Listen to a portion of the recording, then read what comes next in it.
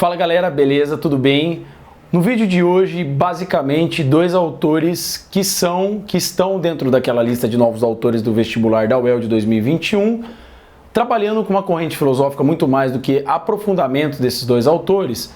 O objetivo geral do vídeo de hoje é abordar o estoicismo romano e autores que são importantes para esse estoicismo romano, que são Sêneca e Epiteto. O Sêneca e o Epiteto estão inseridos dentro de uma corrente filosófica da Era Antiga, especificamente de um período chamado Helenismo. E o Helenismo, ele compreende determinadas escolas que estão dentro daquele movimento de declínio da cidade-estado, do movimento da polis, e são o estoicismo, o epicurismo, o cinismo, e a corrente que participam Sêneca e Epiteto é o estoicismo. Muito embora o estoicismo ele seja fundado por um cara chamado Zenão de Cício, o estoicismo em questão aqui não é o estoicismo clássico, o estoicismo primeiro, o primeiro movimento do estoicismo. O estoicismo em questão aqui é o terceiro movimento do estoicismo, chamado estoicismo romano, ou estoicismo da Era Imperial. O estoicismo, de maneira geral, ele se caracteriza, a palavra estoicismo tem a ver com estoar. Estoar significa pórtico, significa uma antessala. É mais ou menos a ideia de autores, de pensadores que trabalhavam sua filosofia dentro de um ambiente chamado antessala, pórtico ou então estoar. Então o estoicismo são os filósofos da estoar que ficam naquele lugar, naquele contexto, naquele local que estão discutindo algumas coisas que são importantes. O estoicismo clássico ele tem uma discussão acerca da lógica, acerca do determinismo, enquanto esse estoicismo romano, imperial, ele foca mais nas questões da ética. Então, uma primeira coisa que a gente precisa diferenciar entre estoicismo clássico e estoicismo romano são as questões referentes à ética. As discussões referentes à ética que predominam nesse estoicismo romano. Desse modo, o estoicismo, de maneira geral, ele compreende algumas coisas como princípios fundamentais dessa corrente que a gente chama de corrente estoica. E os estoicos romanos, eles não estão muito fora disso, muito embora eles tenham algumas coisas por causa de um contexto histórico particularmente diferentes desse estoicismo clássico.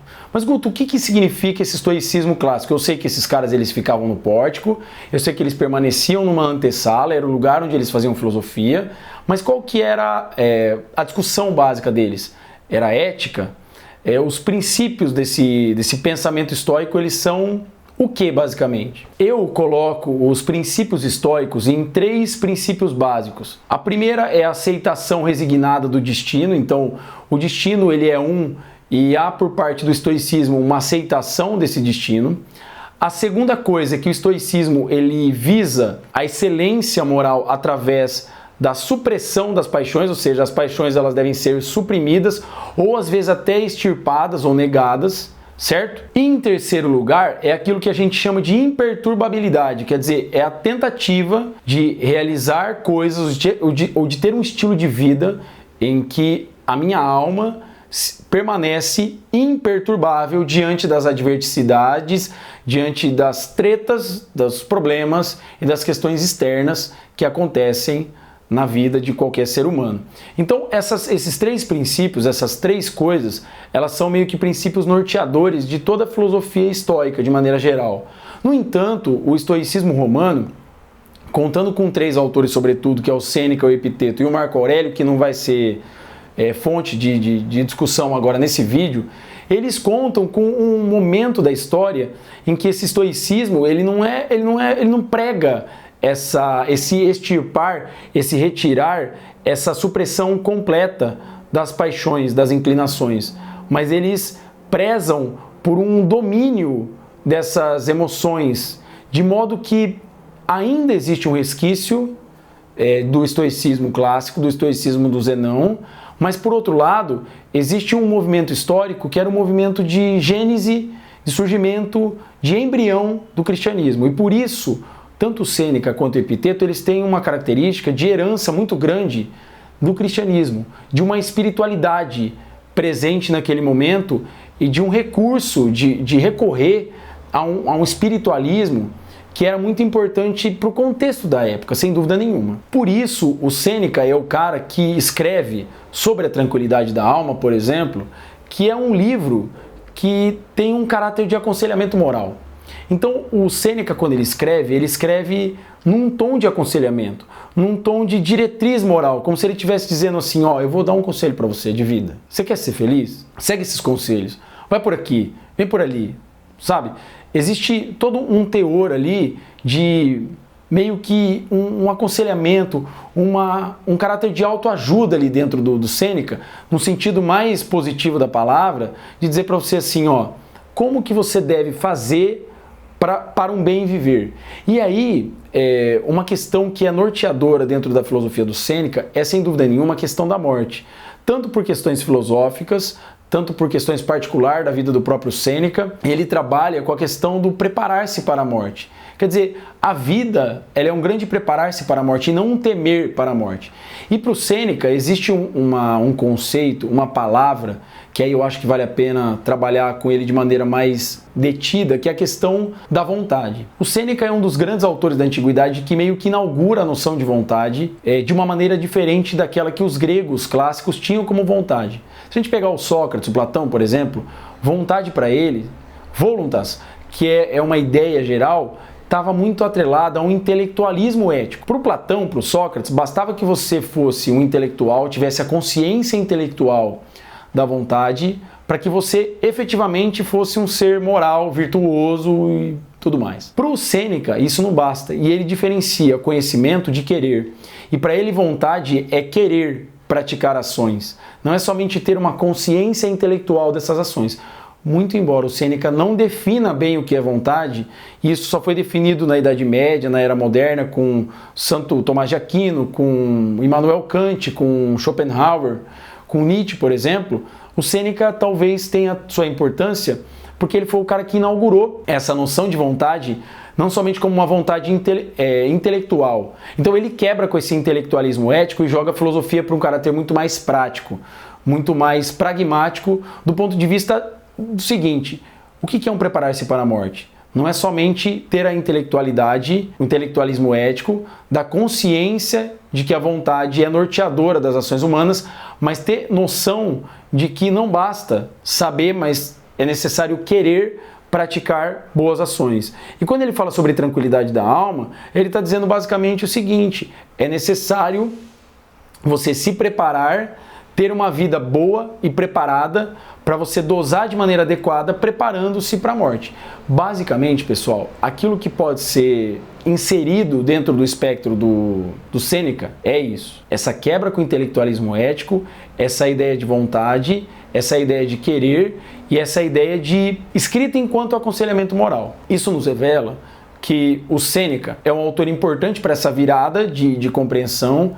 E tem um outro autor que também participa desse estoicismo romano imperial, que é o Epiteto. A vida desses caras foi uma vida um pouco conturbada, assim, tanto do Sêneca quanto do Epiteto. Isso deu um caráter prático para a filosofia deles e pouco conceitual no nível de inaugurar um conceito, uma ideia, um conceito filosófico propriamente dito. Então, eles pegam meio emprestado algumas coisas e algumas ideias de filosofias que são satélites ao pensamento deles. Mas o Epiteto, ele tem uma coisa que é bem interessante, que é a diferença. E aí dá para resumir a filosofia do Epiteto basicamente a isso: a diferença entre proairesis e diairesis. O que é proairesis ou proairesis e diairesis ou diairesis? Parecem conceitos, nossa, complicados, complexos e tudo mais, mas não são. Tanto a ideia de proairesis quanto de diairesis, elas são muito ilustráveis, ao meu entender. A diairesis, pro Epiteto, nada mais é do que a ideia de que nós temos um princípio que se divide em dois. O que é essa divisão em dois desse princípio? É a divisão em coisas da vida, do mundo, pelos quais a gente não consegue controlar e coisas pelos quais a gente consegue controlar. Então, por exemplo, coisas pelas quais eu não consigo controlar aquilo que é externo a mim. Coisas pelas quais eu consigo controlar aquilo que é interno a mim. Então, por exemplo, tem um barulho que aconteceu aqui no ambiente externo a essa gravação. É externo, não dá. Talvez você escute passando uma moto, passando um caminhão, os meus animais, meus bichinhos, meus filhos aqui meio que brincando e tal. Isso são coisas pelas quais eu não consigo controlar. Então, diáreses, divisão em dois. Coisas pelas quais eu não consigo controlar. Coisas que são externas a mim. O Sêneca, o Epiteto, perdão, ele diz sobre riqueza, ele diz sobre beleza, ele diz sobre o corpo. A honra são coisas pelas quais eu não consigo controlar. Agora, tem coisas pelas quais eu consigo controlar, que são as coisas internas, que é o modo como eu vou aceitar e receber isso. Lembra que eu falei que a filosofia estoica era uma filosofia da imperturbabilidade? O que é essa imperturbabilidade? O que importa no final das contas não é aquilo que é externo a mim, não é aquilo que acontece para fora, é aquilo que acontece internamente. É o modo como eu percebo, como eu recebo, como eu me deixo afetar por essas coisas que são externas. Então as coisas são divididas em duas. As coisas pelas quais eu posso determinar, eu posso controlar, e as coisas pelas quais eu não posso controlar, eu não tenho controle. Pro Epiteto eu devo focar nas coisas que eu consigo controlar. Ou seja, o que é diáresis? É a divisão em duas. O que é a proáresis? É a escolha de fundo. É a escolha que eu faço por trás das coisas que acontecem comigo. Então, por exemplo, tem um barulho externo. Diáresis. Tem coisas que eu consigo controlar, tem coisas que eu não consigo. Eu não consigo controlar o barulho que está rolando lá fora. Mas tem coisas que eu consigo controlar. O que eu consigo controlar? O modo como eu consigo lidar com isso. Se eu vou ficar bravo, se eu vou interromper a gravação, se mesmo assim eu vou continuar e considerar essa coisa que está acontecendo. O que é proáresis, então? É nada mais nada menos do que a escolha de fundo.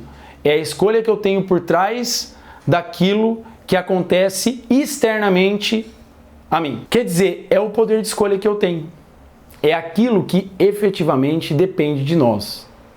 Eu não posso individualmente mudar a pandemia, mas eu posso individualmente, internamente, melhor falando, escolher como que eu vou lidar com essa pandemia. Diáresis. Aquilo que eu posso controlar e aquilo que eu não posso controlar. O que eu posso controlar? Como eu vou lidar com a pandemia. O que eu não posso controlar? A pandemia em si, como um todo. Proáresis. O que eu vou fazer com aquilo que eu posso controlar? O que eu vou fazer com a minha racionalidade, com meus instintos, com as minhas pulsões, com as minhas paixões? Escolha de fundo, capacidade de escolha. Esses são os autores estoicos romanos, Sêneca e Epiteto, de uma maneira bem genérica, bem geral, para ajudar você a ter uma tranquilidade para fazer o vestibular da UEL 2021. Obrigado a todo mundo que apoia meu trabalho. Valeu, falou!